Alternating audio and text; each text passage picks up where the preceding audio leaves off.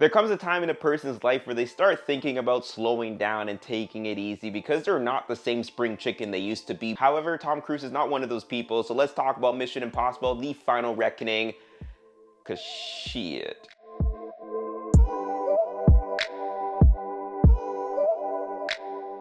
Firstly, there are no end credits, which makes sense because this is supposed to be the last Mission Impossible.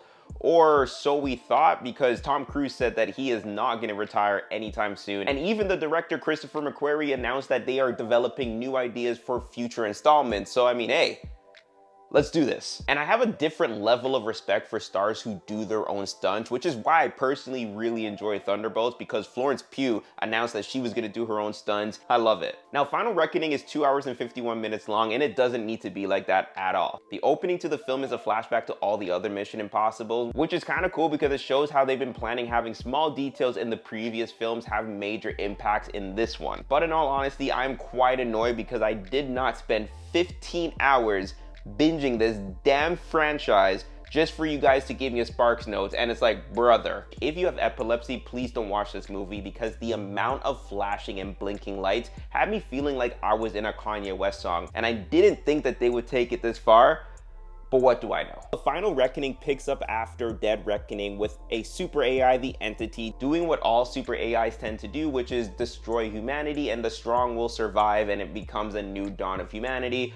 I mean, if you've seen Age of Ultron, you kind of get the gist of that. Aside from the hefty runtime, which I think I only looked at my watch maybe once about midway to kind of see where we are, this was a masterclass stunt performance for Tom Cruise. At this point, it almost feels like the man has a bucket list of all the things that he wants to do, and given the fact that he's an actor, why not just combine the two? And it works because the stunts in this particular movie, holy smokes. Gosh, that submarine scene was crazy. It was like 15 to 25 minutes of Ethan inside of the submarine, and as he's in there, the environment starts shifting, and it ends with this really cool shot. And it stays there for about 30 seconds, which I really appreciated because not only was that shot absolutely gorgeous, but I really needed some time to process everything that took place in that submarine because of how intense it was. It is not really a spoiler because they show it in the poster, but that airplane scene, it is towards the end of the movie. I was there, my mind was blown. I'm losing my words right now. The transitional shots in this film were absolutely beautiful. There was something that they did twice in this movie where they have hand-to-hand combats between different teams, which was done very well because I actually forgot about the different locations that they were in. For example, in one scene, one punch is being thrown and then it cuts to another scene where a similar punch is being landed,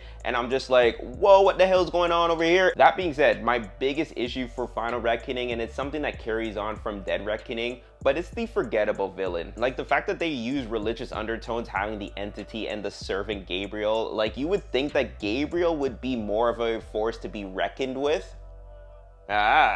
But no, not at all. It seemed like it was more of a movie to show how dangerous AI and the internet is. I mean, it really is because of the deepfakes out there, but also to show that Tom Cruise at the tender age of 62 has still got it. But honestly, I freaking enjoyed this film. Trim down the fat and give us a memorable villain, and we have ourselves a great film. But that's not the case, so it ended up just being a really good film. And I would love to hear your thoughts on this. Have you seen it? How would you pin it against the other Mission Impossible films?